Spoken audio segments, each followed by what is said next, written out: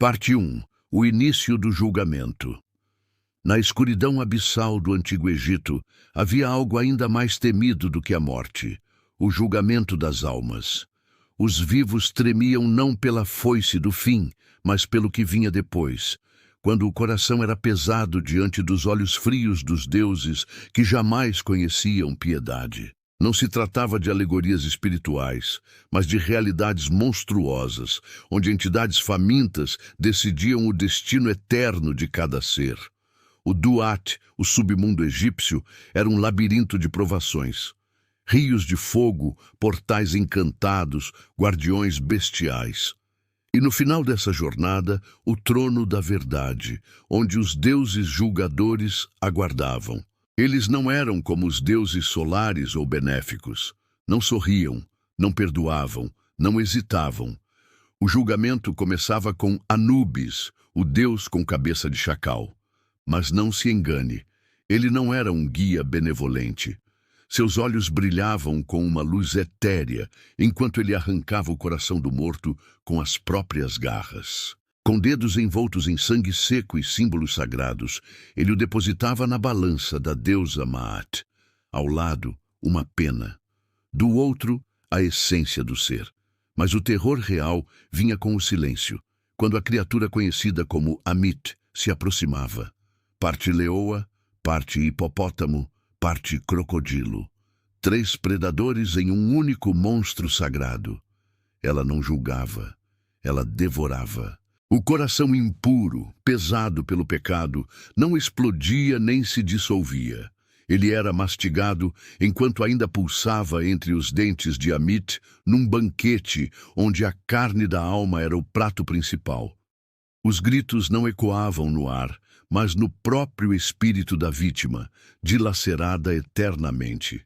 Outros deuses assistiam à cerimônia com olhos implacáveis. Thoth, o escriba sagrado, anotava cada detalhe com sua pena divina. Mas havia um frio na sala que nem a luz do sol de Ra conseguia aquecer, porque atrás da cena, nas sombras, se ocultavam julgadores ainda mais antigos.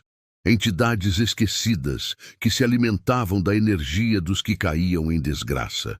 O julgamento egípcio não era um rito de passagem, era um ritual de sacrifício espiritual, cuidadosamente desenhado para manter os deuses saciados e o caos sob controle. Para o morto não havia segunda chance. Para os deuses, cada alma era apenas mais um prato na ceia do além. E essa era apenas a primeira parte do horror. Parte 2.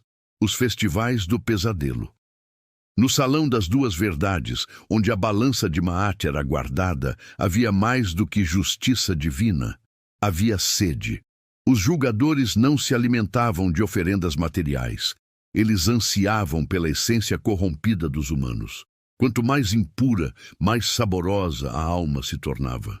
Foi aí que surgiram os chamados 7 deuses julgadores ocultos, entidades menores, mas vorazes, cujo nome raramente era pronunciado. Eles não apareciam nas inscrições mais populares, mas nos papiros funerários secretos, reservados à elite dos sacerdotes. Nomes como Quebesenuef, Duamutef, Hapi e Imseti, conhecidos como os filhos de Horus, protegiam os órgãos do morto, mas também os entregavam em banquetes simbólicos para manter o equilíbrio entre vida e morte. Imagine a cena. Após o coração ser devorado por Amit, outras partes da alma eram extraídas e levadas para câmaras internas. Lá, os deuses menores se reuniam em banquetes espirituais. Não havia mesas, não havia utensílios. Havia apenas carne astral se contorcendo sobre altares de obsidiana, onde as línguas dos deuses se estendiam como serpentes famintas. Os mortos que enganavam a balança, os mentirosos, traidores, assassinos, falsos sacerdotes, não iam para um paraíso. Eles eram oferecidos como refeições cerimoniais, em festivais noturnos, nos templos do Duat. Nesses rituais, o tempo não fluía, a dor não cessava. O morto era cortado e reconstruído, uma e outra vez, num ciclo eterno de agonia e consumo. Havia um deus ainda mais temido nesse cenário, Shesmu, o mestre dos olhos, mas também conhecido como aquele que esmaga cabeças. Acreditava-se que ele esmagava os crânios dos condenados como se fossem uvas, extraindo deles um vinho sagrado, feito de sangue e memória. Esse vinho era servido aos deuses como néctar e oferecido aos mortos justos como símbolo de renascimento. Mas para os ímpios, era apenas o começo da aniquilação espiritual.